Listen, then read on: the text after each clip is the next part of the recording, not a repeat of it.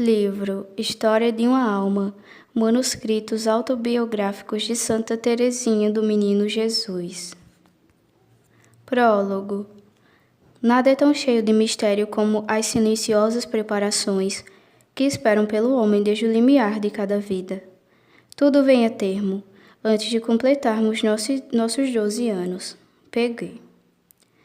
No que diz respeito a Santa Teresa do Menino Jesus e da Sagrada Face, tudo veio realmente a termo só aos 30 de setembro de 1897, quando ela, minada pela tuberculose, expirou na enfermaria do Carmelo de Lisieux com a idade de 24 anos e 9 meses. Sem embargo, por ela também falava P.G., seu contemporâneo, se é verdade que um destino se arraiga num solo, numa época, numa família, e que se torna tributário de uma hereditariedade, de uma história. Ninguém é ilha. Teresa não desceu do céu como se fosse um anjo. Nasceu em chão normando, na dependência de seus maiores e de sua terra.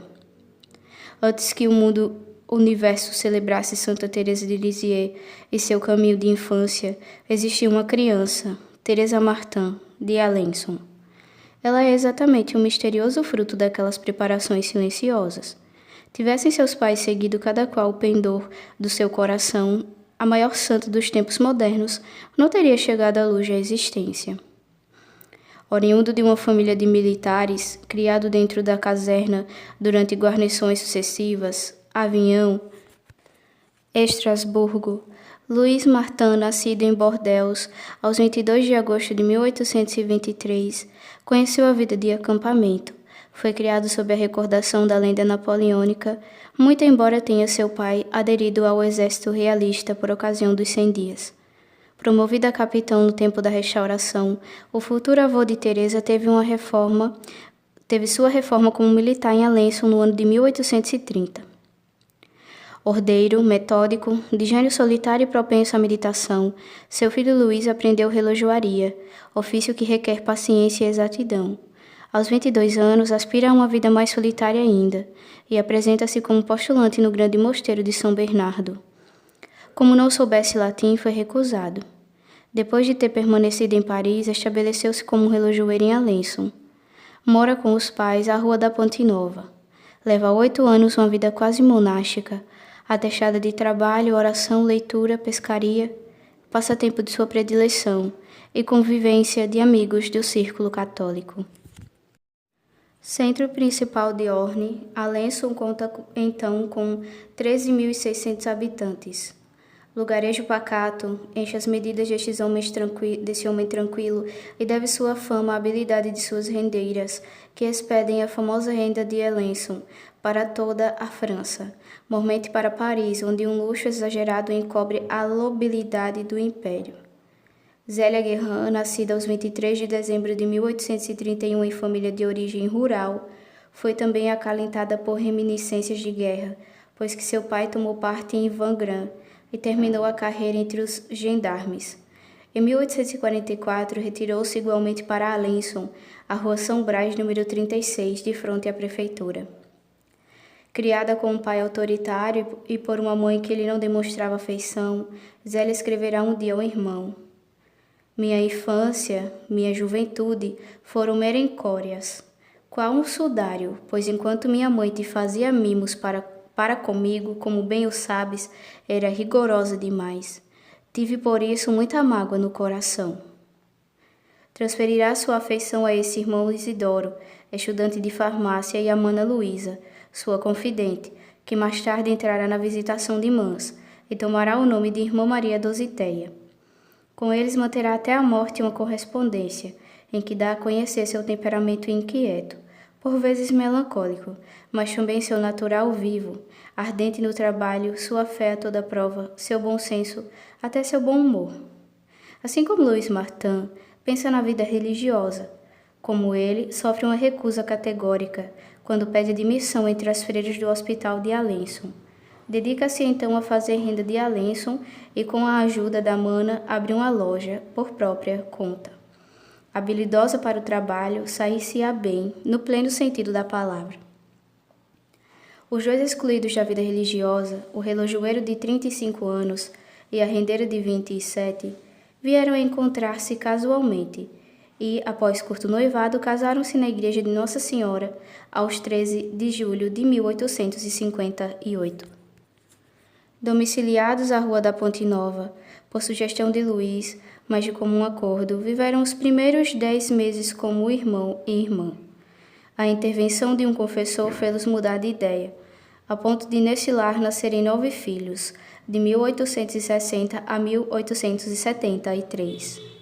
Eu, por mim, tenho verdadeira paixão por filhos. Nasci para tê-los, mas dentro em breve chegará o tempo em que isso acabe. Dia 23 deste mês farei 41 anos. É a idade em que a gente se torna avó. Escreverá antes do nascimento de sua última filha, Teresa. Vingaram apenas 5 filhas. Naquela época não estava debelada a mortalidade infantil.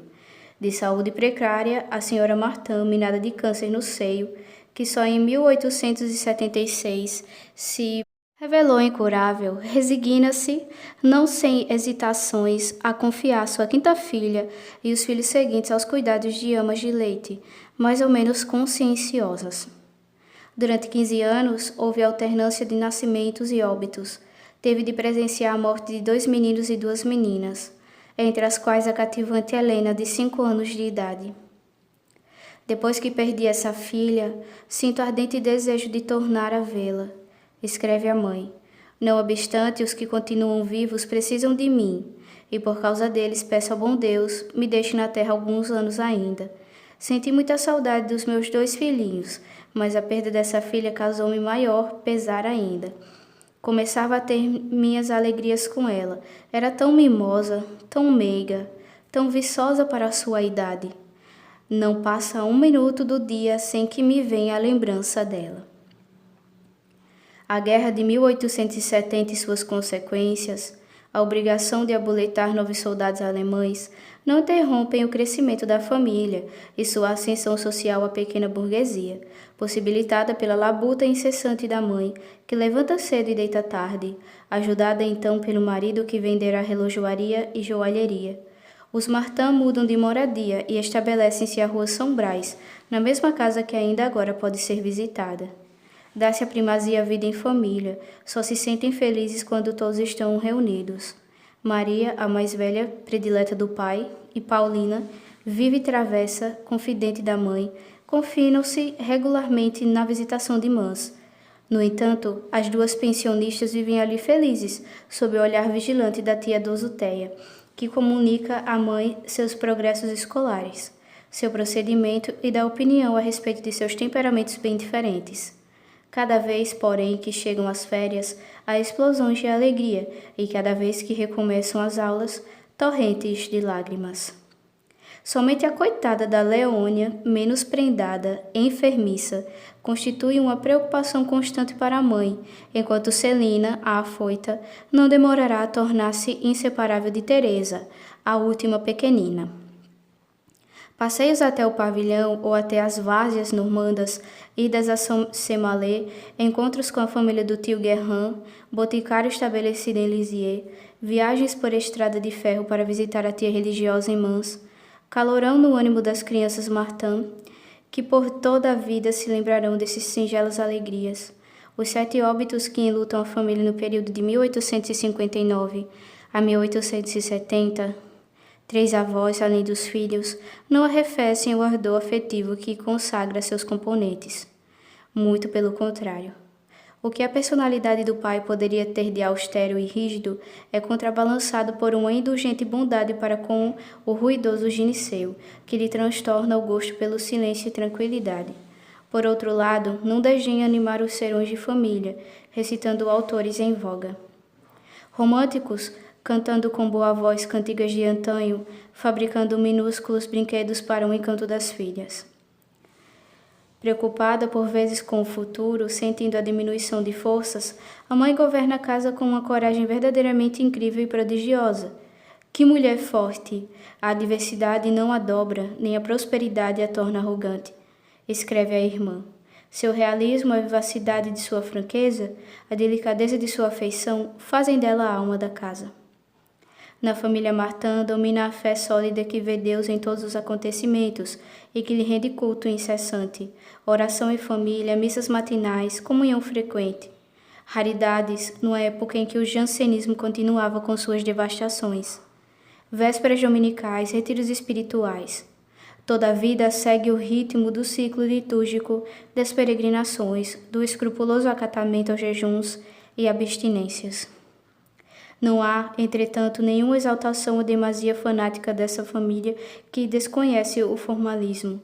Sabe pôr mãos à obra, pois recolhe e alimenta crianças abandonadas, pessoas desabrigadas, pessoas na extrema velhice. De suas curtas noites, tomava Zélia Martin o tempo necessário para ser enfermeira de uma empregada da casa. O Sr. Martin expõe-se a situações arriscadas quando se trata de alguma diligência a favor de desafortunados, de uma ajuda a algum epilético ou moribundo. As crianças aprendem a acatar a dignidade do pobre. A mãe gosta de ver as filhas bem trajadas e na ocasião que a irmã Maria Dositeia se preocupa por saber que Maria, com 16 anos, se diverte em companhia de mocinhas da mesma idade, Zélia reage. Será preciso embiocar-se numa clausura? No mundo não podemos viver como bichos do mato. Em tudo quanto a santa criatura nos fala, temos que fazer uma ou outra restrição. Grávida de 4 meses, anuncia aos Guerrin um acontecimento que provavelmente se dará no fim do ano, de 1872, e que por então somente a ela tocava. Espero que a criança venha a bom termo. Esta é a primeira alusão à existência daquela a quem já davam o nome de Teresinha, em recordação da outra Teresa, falecida poucos meses antes. Eis a fausta notícia. Nasceu minha filhinha ontem, quinta-feira, às 11h30 da noite. É bastante robusta e muito saudável. Dizem-me que pesa 8 libras. Reduzamos isso a 6, o que não deixa de ser bastante. Tem uma aparência muito graciosa. Sofri só meia hora, o que antes senti não é de se levar em conta. Amanhã, sábado, será batizada, e para que a festa seja completa não faltará senão a presença de todos vocês. Madrinha será Maria, com um menino quase na idade dela, como padrinho.